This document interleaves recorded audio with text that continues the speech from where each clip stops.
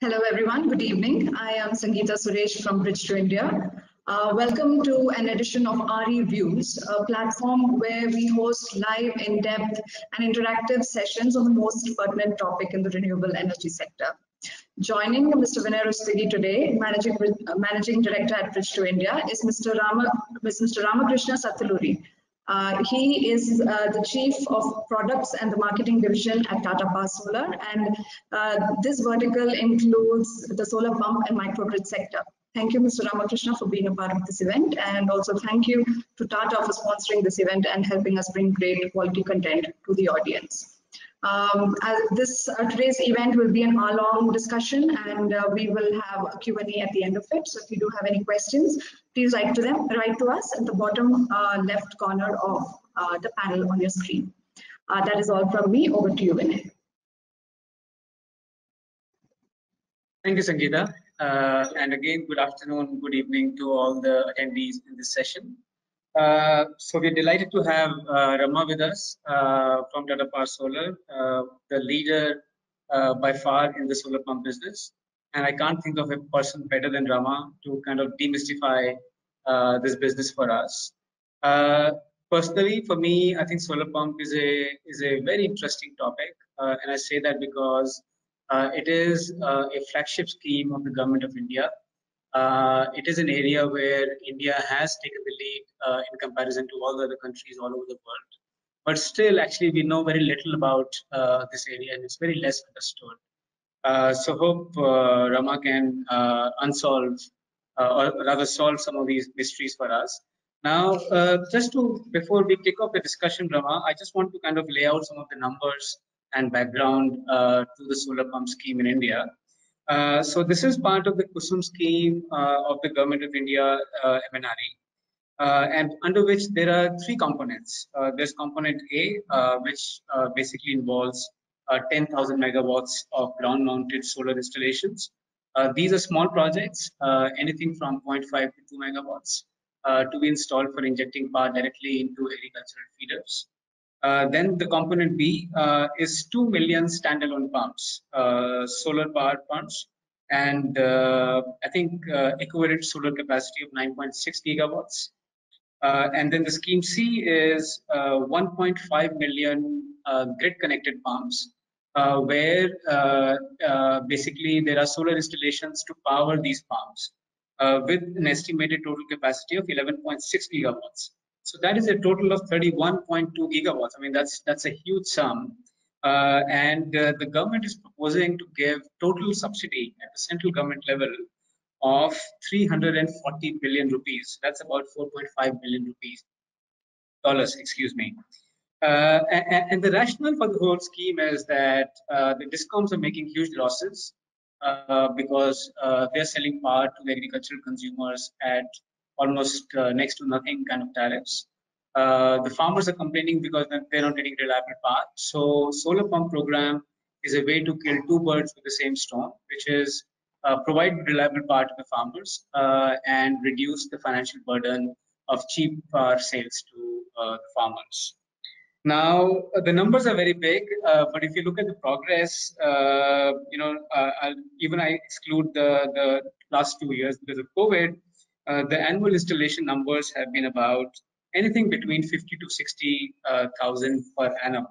And the total install base, we estimate, hard numbers are very difficult to get, but we estimate at about 350,000 across the country today, cumulatively. So that is only about 10% of the target being met. And the target deadline actually is March 2022. So clearly lots of benefits, but still not everything seems hunky-dory. Not everything is kind of going very well. Now, just before we come to you, Rama, I just want to mention there are two key planks of the scheme. The first one is that the solar cells and modules have to be made in India. And the second one is that only the module and the pump manufacturers can bid for tenders under the scheme. So these two are basically, the idea is that Make in India should benefit from such a large national flagship scheme. So with that, Rama, I think I'll come over to you and really to understand the targets are very big, the benefits are very attractive, the government is offering subsidies. So why is the market, despite all these opportunities, so slow when the government is proposing to give massive incentives? And then what is needed to boost growth in this market? Rama, over to you. Yeah, good afternoon, Vinay, and good afternoon to everyone who's watching this. Before I get into the numbers, I think the solar water pumps, I personally believe, is an exciting space. It's an exciting space because you need to look at it from the perspective that it is a confluence of two priority sectors. One is renewables and the other is agriculture. So at a macro level, it is an absolutely brilliant area to be in. And as you peel the onion, if really you got to ensure that a lot happens in this sector, there has to be a vision, a proper vision about it. And as you rightly mentioned, Kusum is an outstanding vision. I think the way it has been chalked out, it's very good. The planning is absolutely perfect, coming down to Kusum component A, component B, component C. In component C, again, you break it down to the feeder level and the individual farmer pumps level. So a lot of planning has happened. There is absolute clarity about the program. Before we talk of whether the numbers are good or bad, I think it is important to have a historical perspective of this business. Traditionally, the pumps business happened in various states independently. So you would have each state coming up with a tender with their own specifications, and then you would have a lot of participants, local participants of that state, and the numbers would be 4,000 to 5,000 in a state at best, all players put together. So the quality of installations would differ from place to place because each state had their own specifications and each state had their own players.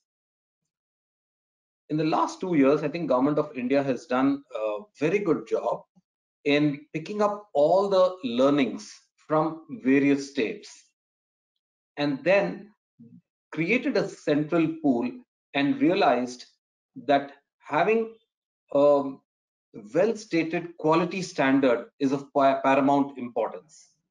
And therefore, they started the process by laying down quality standards for every aspect of it, be it on the pumps, the structures, the controllers, the installation process. So you have the quality standards laid down.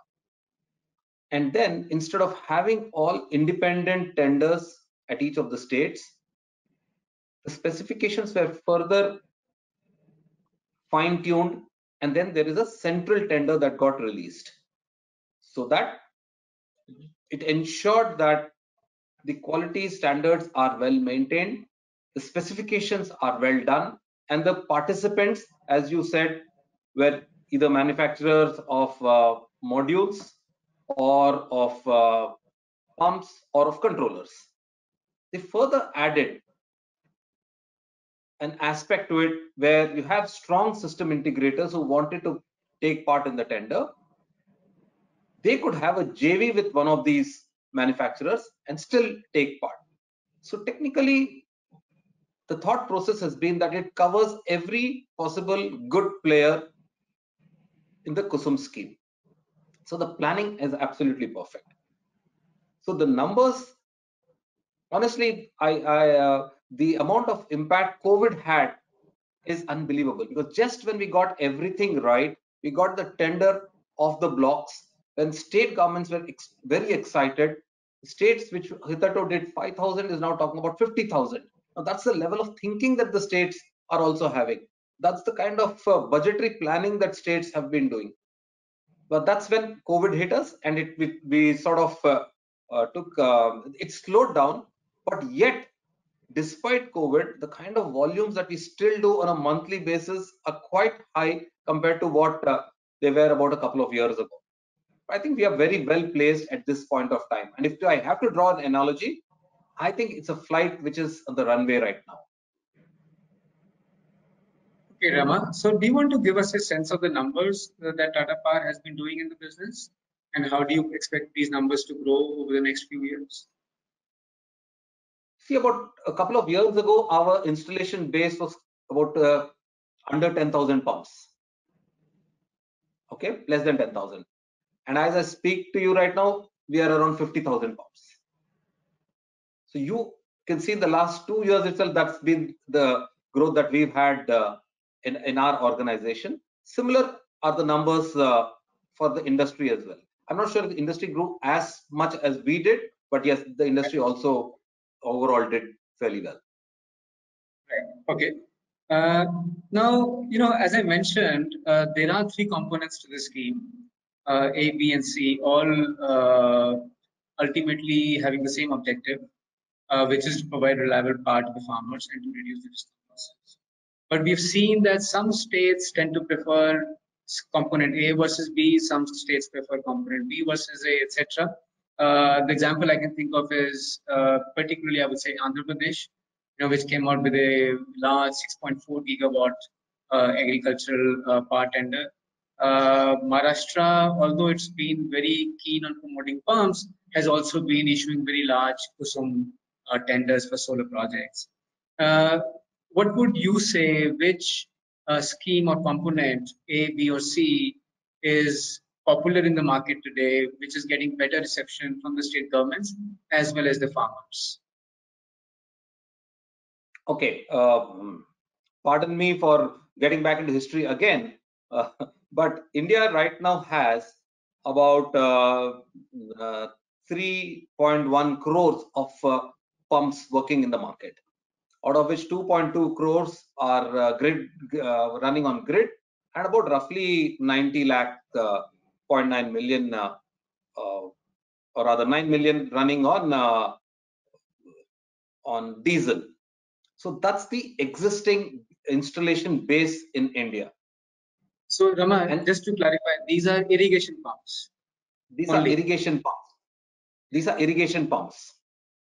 Okay, so 2.2 crores of pumps run on grid, and 90 lakhs run on diesel. And if you look at the overall solar powered pumps right now, it will be around 3 lakhs. So technically 1% of the overall base is powered by solar as of now. And if you look at the KUSUM scheme of powering pumps, it is 35 lakhs, right?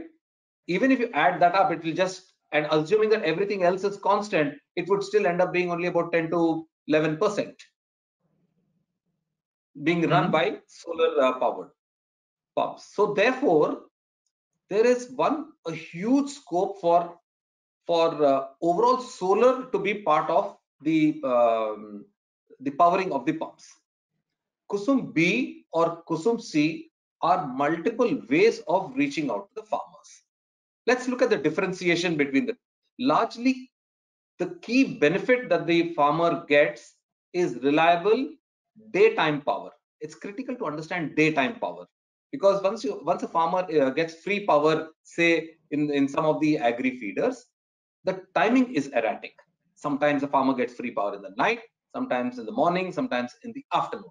So there is no consistency about the kind of power that he gets in most of the places across the country. Whereas if he has solar power, he has consistent and reliable daytime power. So what does that mean for the farmer? I will come to KUSUM B and C later, but from a benefit to the farmer, it means that he definitely takes care of his two crops, that's Rabi and Kharif. He's definitely going to take care of. And during the daytime, when he has reliable power and he's sure of getting the water, he gets into his third crop as well. And the third crop invariably is the short cycle crop, like vegetables and fruits, which give very good yield. Therefore, to the farmer, what it means is in the same space, same time, he's able to get better yields. That's a key benefit to the farmer. Second, and this I picked up from speaking to a few farmers, safety becomes a very important aspect. If suppose in the night he gets power, the farmer goes to the fields in the night and has the risk of snake bites, scorpion bites, and people have suffered all of this. So that's a huge fear that's looming large with the farmers when they're going out in the night, and they have to take a lot of precautions there.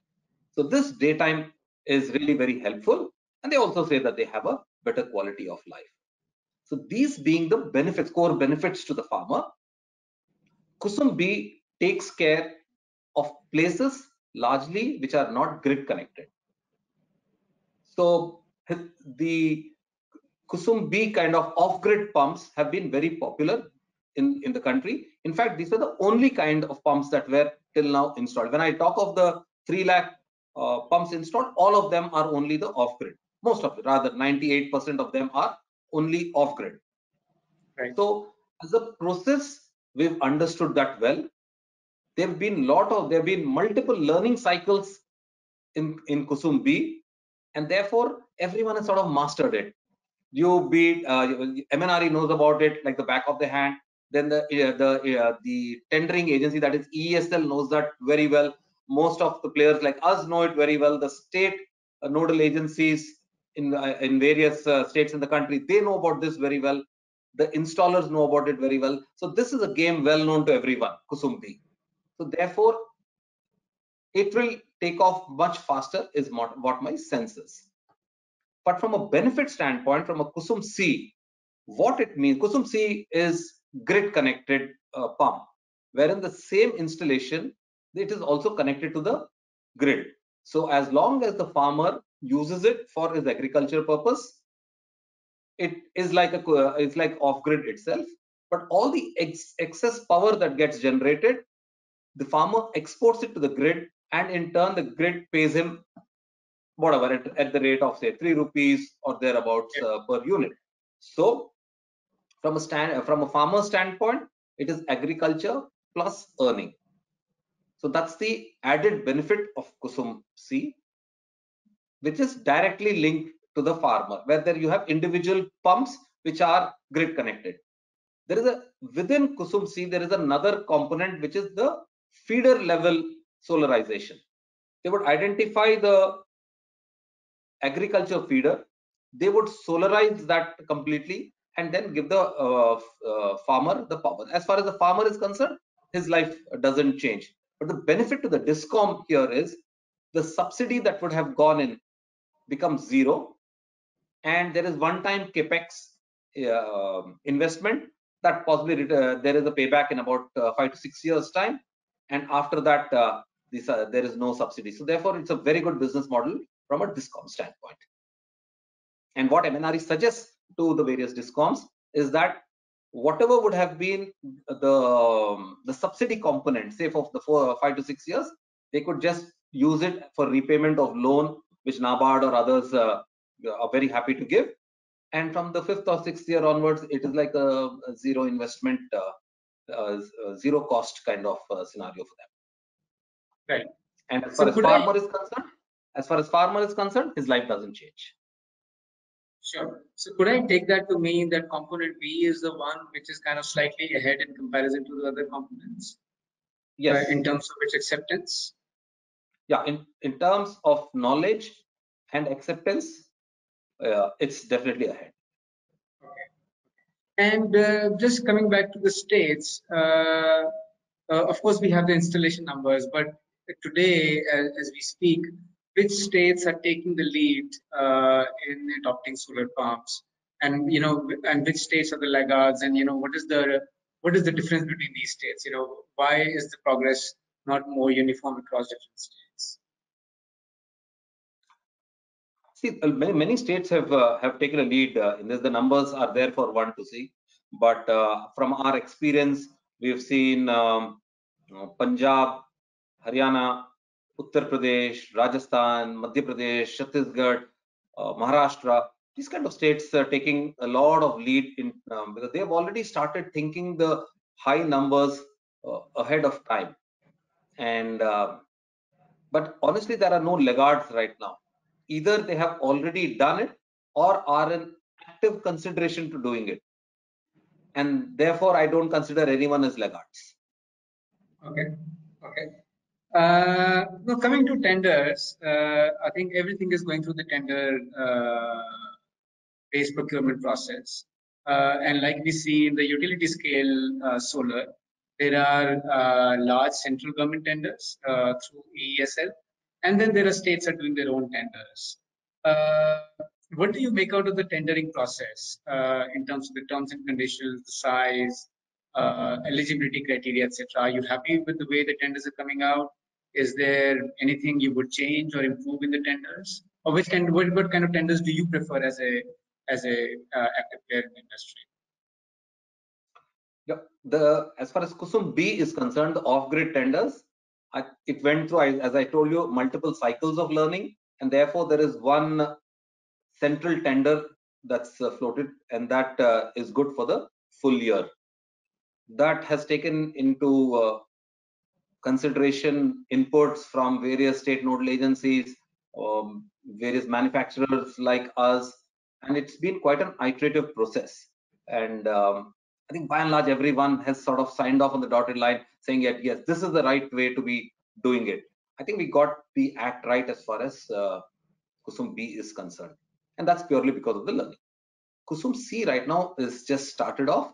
Now, individual states are doing the tendering for Kusum C for solarizing and grid connecting the pumps. I'll wait and watch before I comment on what are the improvements there. Okay. And so, are you saying that you are happy by and large with the way the tenders are being issued in terms of the terms and conditions and the eligibility criteria, etc.? Exactly. It very much happy because it covers everyone in the country. What about the winning bids and the profitability? We've seen again prices. Obviously, the tenders are very competitive. Prices have been slowly coming down. What is your view on viability of these prices? Are they really as challenging as we see in other parts of the renewable sector? Yeah, it's exactly like how it is in any other part of the renewable sector. If you read the newspapers, you know that you see every time the rates are falling. Yes, it's very competitive, but at the end of the day, it's our job to be competitive and provide value to the farmer. Right. Okay. And what about the farmer itself? You know, what is the response from the farmers? Is there in the past we have heard some concerns that farmers are not keen to put up the 30 or 40% of the total cost of the pumps upfront, or they're not educated, or they're concerned about the operational aspects. So where do the farmers stand today on this? See, by and large, I noticed that the farmers are extremely positive at this point in time.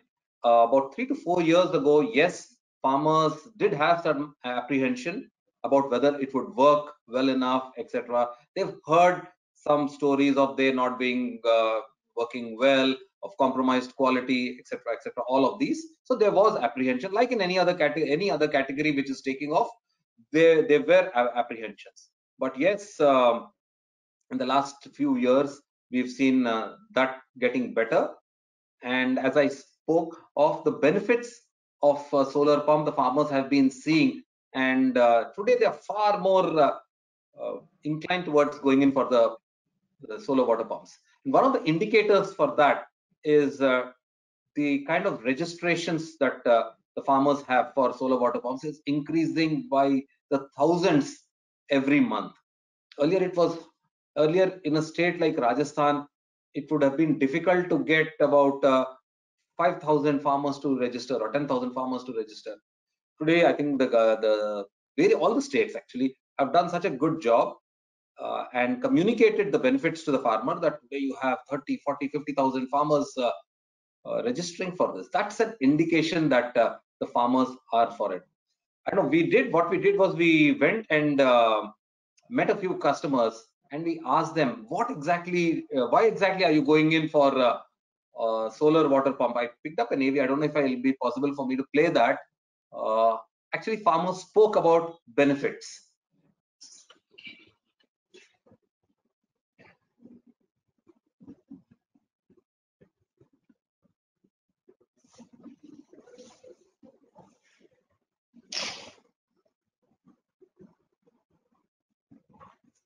Rama, the video is taking some time to come on.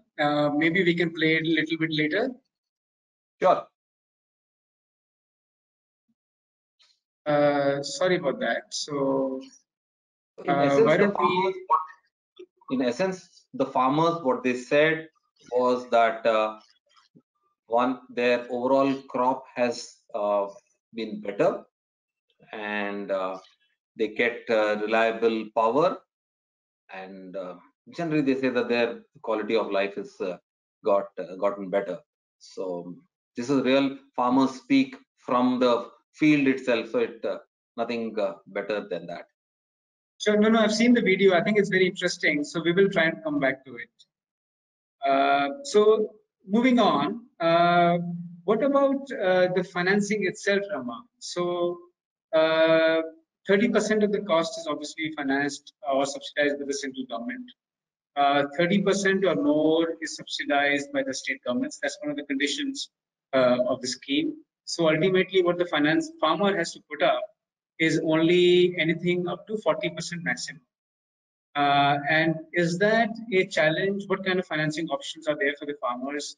Can farmers afford that? I mean, I believe an average pump costs something like 300,000 rupees. A 5 kilowatt kind of pump will cost approximately that. So 40% of that is about, it's still a considerable sum for many farmers. So how is financing enabling or hindering the market?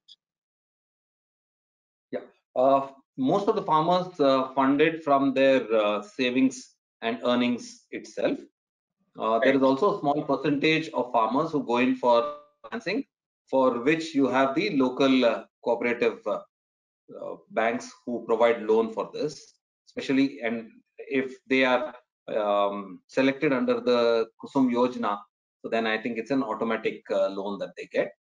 But however, the collaterals, etc., they would go by that process. But it's fairly easy to get the loans as far as the Kusum for the Kusum Yojana is concerned. So the maximum that the farmer has to pay is about 40%. Many states increase their share from say 30 to 50, and that gap, that is the 20%, that automatically gets reduced from the share of the farmer. So till now we've not faced farmers saying that they had serious issues for their share, but I clearly see this as coming up as one of the challenges, because when you move from 3 lakhs to 35 lakhs in that volume, this issue might come up, and therefore the contribution of the cooperative banks in disbursing loans plays a very important role. Right. The other thing really is, once you win a tender, now there are two things. One, you need to find the farmer. And second, obviously, as a contractor, you need to install the pump and need to maintain it for a certain number of years. Now, the challenge, of course, is that this is a distributed market. Very often, the farmer is in a remote location, and most companies don't have the pan-India service network, the installation network to service the farmers. So how, and we, just doing the secondary research, we figured that was one of the challenges which many people often quoted. How difficult is that for a national player like Tata's? Do you find identifying farmers, convincing farmers a challenge? That is point number one. Second is, how easy or challenging is the installation and the operations and maintenance process?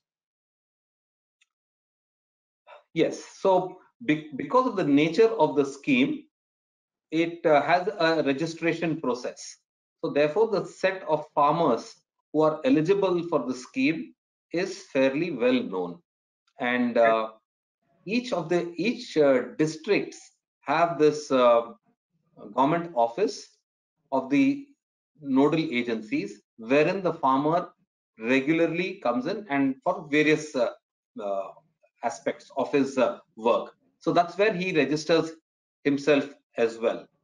Now, as you rightly pointed out, getting the execution to happen in so many villages, so many districts in the country is quite a challenge. It is like a classic B2C kind of business where one needs to set up a channel, train the channel, and provide them all the resources, tools, etc., so that they reach out to the farmers and do a good quality job. It's a painstaking process, but I think being a brand with various other businesses as well, so almost every part of the country we have an existing channel network already in play. So we would reach out to our partners from every other business, and if it suits them, we would first go out to those partners, and if that's not the case, then we will look at other partners. But we've invested in the last 3-4 years, we've invested significant time, energy, and money into developing this channel. So across the country right now, we have in excess of 200 partners who are now very well trained in delivering quality job, because that becomes a key differentiator for a farmer. A farmer is looking for a good quality product, which by and large MNRE has ensured that the standards are well set. The farmer is looking for a good quality installation, which is long lasting, which takes care of all the wind, cyclones, everything. And then the farmer is looking to be associated with a brand where he can trust for after sales service, because once he gets into a solar pump, this is at least this pump, the minimum period that it should be running is for 5 years. That's what the warranty cover is, for 5 years. So the farmer is looking for real good quality service. The choice of a brand also is now with the farmer. The farmer is empowered to choose any of the brands which have been shortlisted by the tendering agency. So in any state, the farmer would have 5, 7, or 10, whatever be the number of brands that he or she can choose from, and therefore we need to put our best foot forward, and all the things that the farmer requires, we should take care of. It is also important that we reach out to the farmer, and therefore rural marketing plays a very important role. On your point on how does a farmer know about it? So yes, the government does a lot of communication. It's also imperative that the various players, the various brands need to be communicating with the farmer as well. So there's a lot of rural marketing activity that happens, like you do a lot of outbound dialing with the farmer. Then you have, at least when there are no COVID restrictions, we have vans that go to various villages, and there is a simulated solar pump in a van, and the farmer gets to see that, just to show the benefits. In a rural way, we call what is known as Nukkad Natak. So we go to the places where the farmers are there in the weekly markets or wherever it is. So we have these nataks, and people gather to that place for them to understand the various benefits, the scheme, the benefits, the operations, and all of that. So it's a lot of knowledge dissemination that is essential. But once that is done, I think that farmer community is a very, very wonderful community out here. That segment, I really am in love with that segment, because the thinking is very simple, the requirements are very simple, and the choices are very sure and clear. So Rama, I said at the outset that, and we all know that Tata Power is the leader in this business. You clearly have a lot of strengths. You make your own modules. You have a very strong brand, nationwide distribution network. which is probably unparalleled in comparison to all the other players. What would you say is still like a major pain point for you in the business? What is it that still bothers you? Whether it is the tendering process, whether it is profitability aspect, because the prices are going down. Is it installation? Is it something else? We heard about this adage that time is money, and that's so very true as far as this business is concerned, because when we are working on shoestring margins, working capital, cost of working capital is very important, and therefore to get the whole cash flows right is important. After the farmer chooses us, we supply, install, complete the documentation. It's also imperative that we get the monies also back quickly. But there is when you're dealing with government, there is a process that is there, and sometimes tends to get delayed. So that's one I would, if I may say, pain area. I would like the money to come in much faster, so that our working capital cost is also lower. The other pain area would be that while we have channel partners, we have installers across the country in various villages, that we are training them, but we have attrition there as well. People move on to other places, other countries, other businesses, and therefore if there is a constant churn that happens, new people will be joining in. It is important that we with alacrity train the new people also, so that there is no gap or lag anywhere. So that's a challenge, because we are dealing with scale, and we are also dealing with the core of the farmer's business. So there is no scope, no chance at all for us to go wrong if you want to be a brand of choice. Right. Okay. What would be your advice, Rama, to the government? If the government asks you, we want to speed up the program, you are one of the biggest players, tell us how we can improve it. What would you offer to the government as your advice? As I said, the vision is perfect. The planning is impeccable. I still think that the execution needs some improvement. When I say execution, it is how fast we get all the farmers to register, how fast we get all the players, the agreements with the players, how this entire turnaround of the work orders from the state nodal agencies. Then from our side, how quickly we are able to service it, and how well are we going to install them, how well are we completing the documentation. So each state will have different kinds of documentation requirements. So that's an improvement that we can do, that we standardize the documents in one place, so that training becomes simple. So if that whole process of cutting short the execution time, I think that's a huge improvement that's still required. And I have this favorite way of doing business, as we call it, the WEC, that is win, execute, collect. And we break the business into multiple cycles within WEC and see how much time does each leg of the business takes. How much does win, that is, how much does your order to billing take? How much time does it take? How much time does billing to claim take? How much time does claim to collect take? So there are multiple areas within the process itself that we need to fine tune. So we are working on that. The responsibility is both on as far as the government is concerned, and players like us also.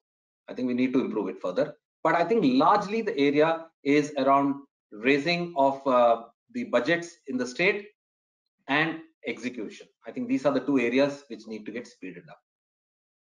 Okay.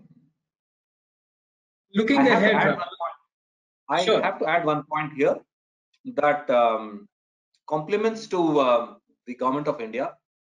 You would be surprised, Vinay, that every Friday at 3 p.m., the senior most person who's involved in this project in MNRE personally reviews the progress of this. All of us are there in that meeting.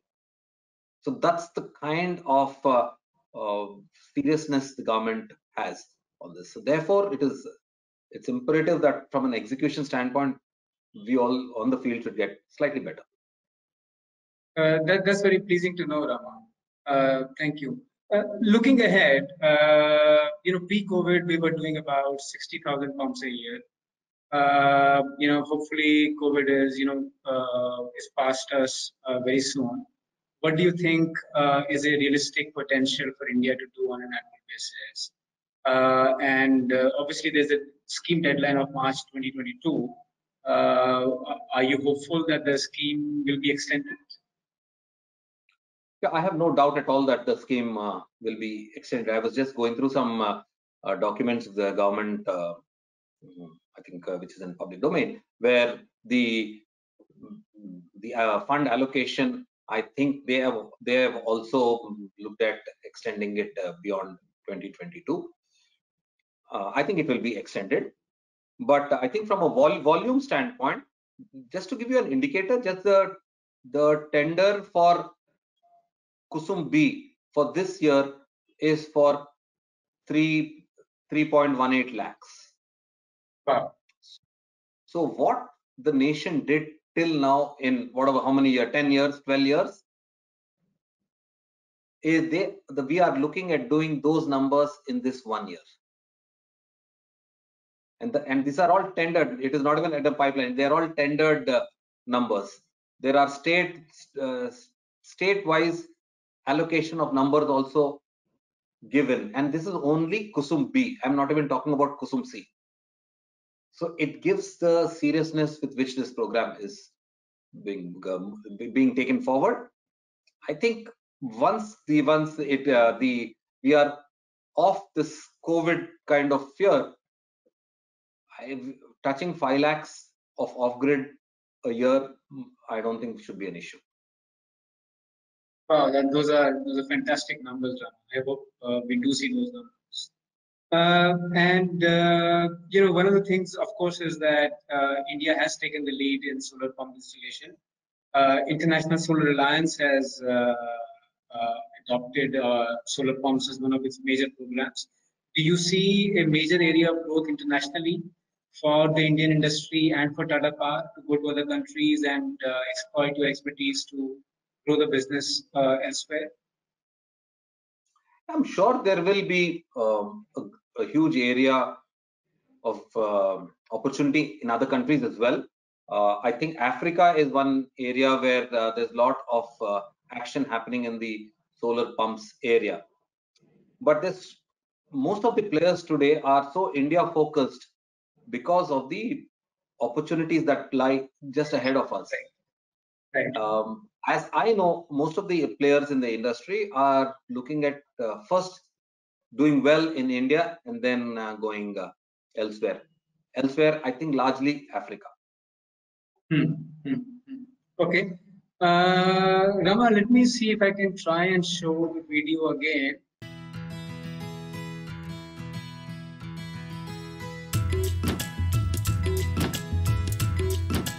पानी का pump था ना, वो पहले बिजली का था। परेशानी होती थी बहुत ज़्यादा, क्योंकि उसमें हर टाइम बिजली उपलब्ध नहीं रहती थी।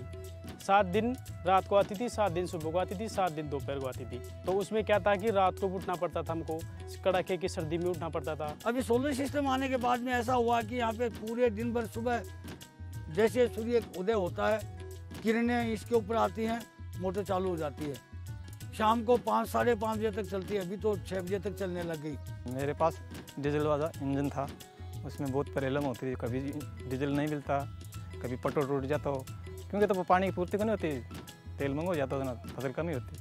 अब तो ये सोलर है, सुबह से लेकर शाम तक चला है, पानी की पूर्ति फुल है। सोलर लगाने के बाद में पहले इंजन से होता था 4 कुंटल प्रति एकड़, और अब ये लगभग 6 कुंटल के करीब होगा। कभी पंप खराब ही नहीं हुआ, अगर 3 साल में कभी भी खराब नहीं हुआ, और कभी होगा तो टोल फ्री नंबर है, उस पर हम फ़ोन करके बुला लें और 2 दिन में ठीक हो जाएगी। खर्चा बिल्कुल शून्य है, कोई खर्चा नहीं है, कोई मेंटेनेंस नहीं है, कहीं से भी चला सकते हैं। आजकल मोबाइल ऐप आ गया। अब मैं किसान भाइयों से ऐसे कहता हूँ कि आप जो भी लगवाओ, सोलर लगाओ तो टाटा कंपनी का लगवाओ।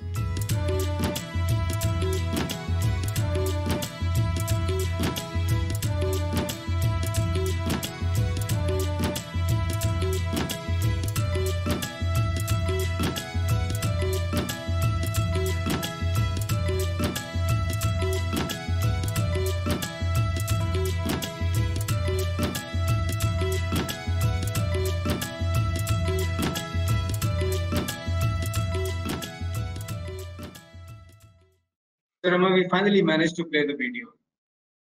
Yeah, so the question was, currently the participation in tenders is restricted only to the manufacturers, who are often not the best people with the necessary reach in the field, which is what belongs to the contractors and the installers.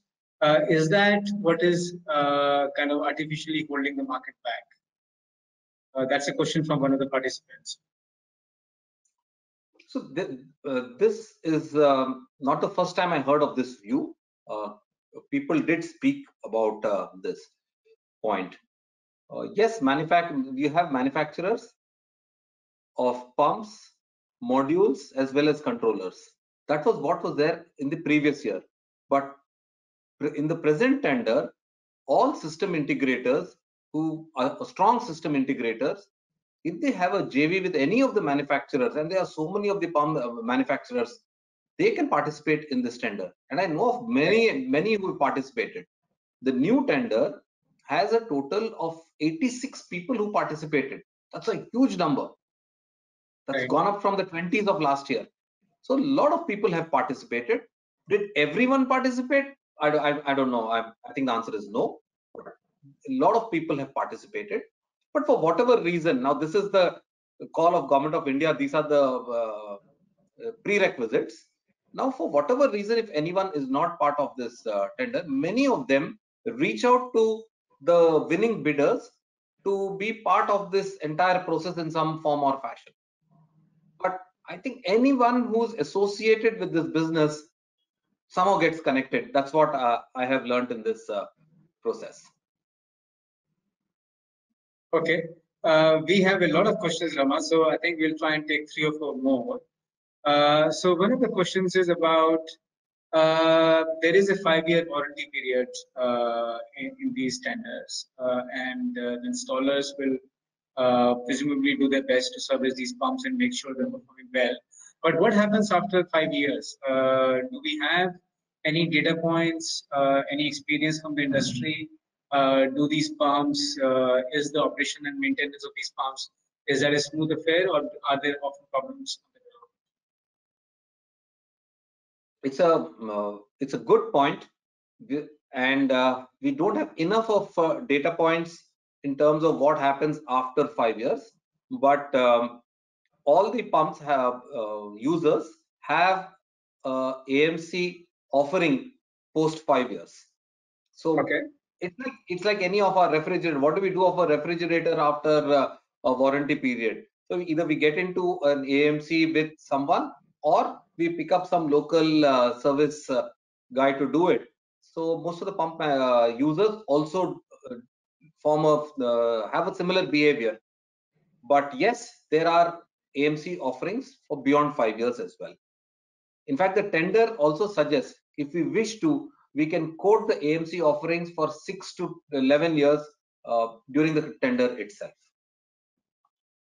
Right. Okay. So I think this is an interesting question. I didn't think about this. So we are talking mainly about the off-grid pumps, the Kusum P scheme. What happens if the farmer doesn't need the power or the water, from at that point in time? Is there a storage component in the scheme? Can the farmer save the power which is generated, or anything like that? Presently, no. As far as the offering is concerned, storage is not part of the tender. Right. I'm just looking, going further down. The questions, let me just see what are the things we've not covered.